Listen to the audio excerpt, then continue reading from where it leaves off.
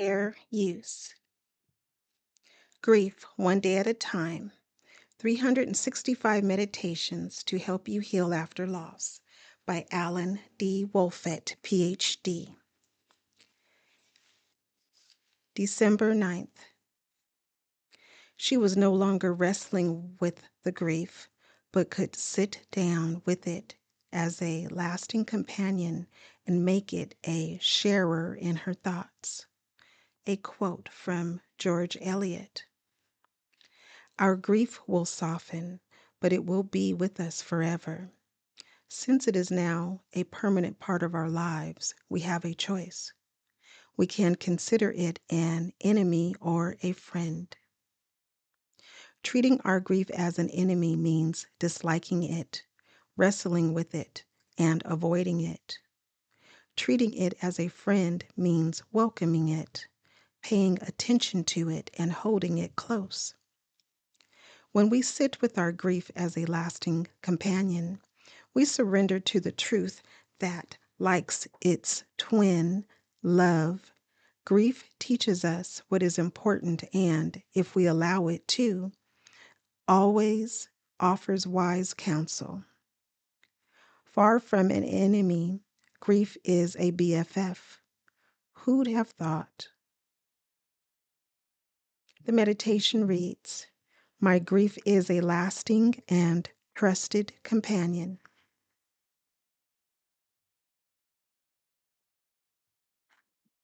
December 10th. He who waits to do a great deal of good at once will never do anything. A quote from Samuel Johnson. In my work as a grief counselor and educator, I've encountered people who seem to be saving up their grief work. They've been putting it off. They've procrastinated, acknowledging, befriending, and expressing their grief. Most days, they're keeping themselves busy in an effort to avoid, repress, or deny their grief. One day I'll deal with it, they tell themselves.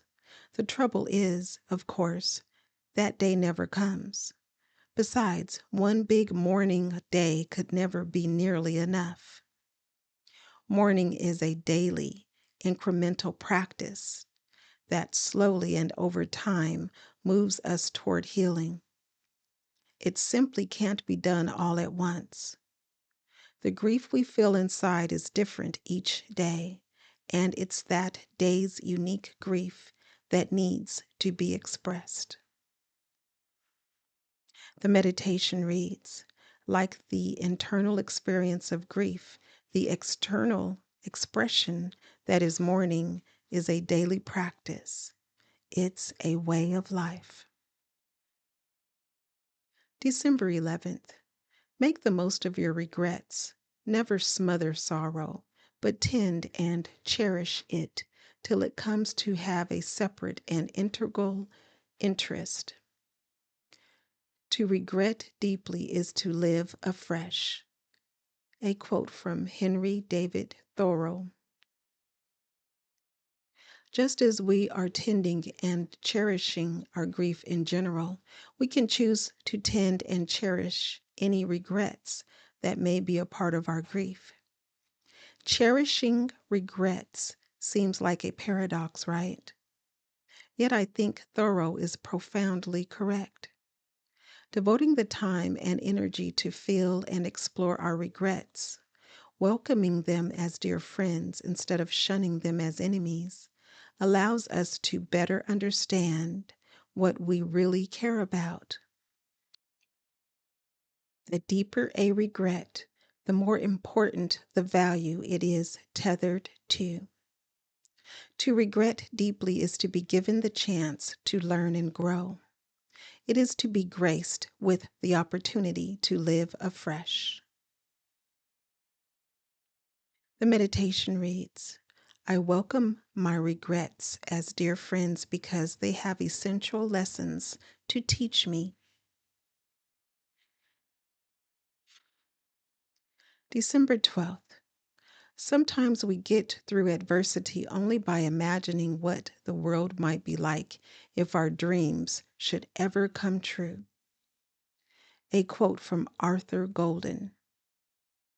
We have a dream these days. In our dream, we have our special person back here on earth with us. Unfortunately, that is the one dream that cannot ever come true. We can also dream about what our lives will be like again when we are not consumed by grief every day. In this dream, we are content and appreciative of life. We experience joy and laughter, love and connection. The second dream is possible. It is the life that awaits us on the other side of the hard work of mourning. In that life, the wound of our grief has healed, though it has left behind a scar that we will carry forever. Believing in this second dream fosters hope and healing. The meditation reads, "Today there may be adversity, but in my tomorrows I imagine happiness and meaning." December 13th. What happens when you let go, when your strength leaves you and you sink into darkness, when there's nothing that you can or anyone else can do, no matter how desperate you are, no matter how you try? Perhaps it's then, when you have neither pride nor power, that you are saved, brought to an unmanageably great reward. A quote from Mark Halperin. People tell us that we have to let go of the person who died. Tell us that we have to let go of our grief. Not possible. Can't be done. They are both part of us forever. What we can, what we must let go of is our need to control our grief. When we let ourselves go to our grief, when we surrender to it, when we relinquish our pride and our illusions of power and fully experience and express whatever we are thinking and feeling, we are saved. The meditation reads, "I will let myself go to my grief. In surrendering, I will be saved."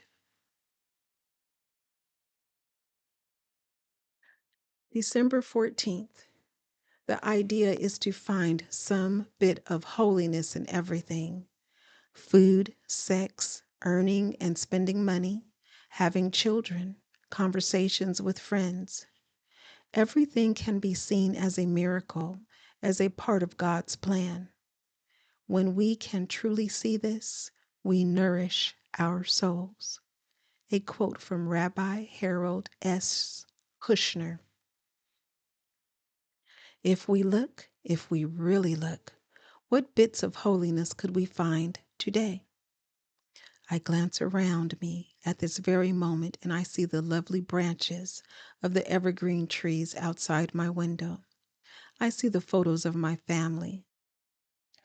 I see my hands challenged by osteoarthritis, but still nimble and capable. I see the cozy space that shelters me as I write every day. Our lives may be bittersweet, but they are also miraculous.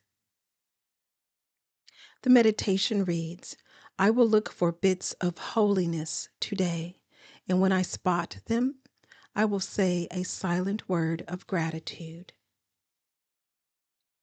December 15th.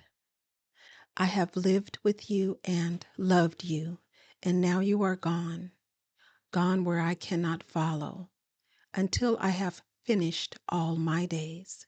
A quote from Victoria Hanley. I miss you. I miss you. I miss you.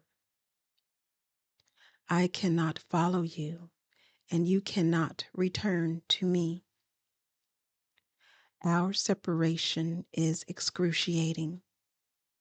I cannot imagine bearing it until I have finished all of my days.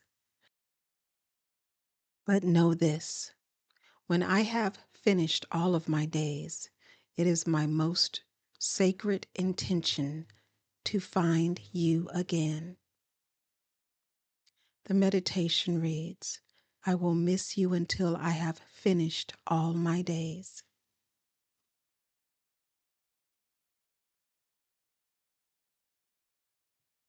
Please share and remember that you are not alone.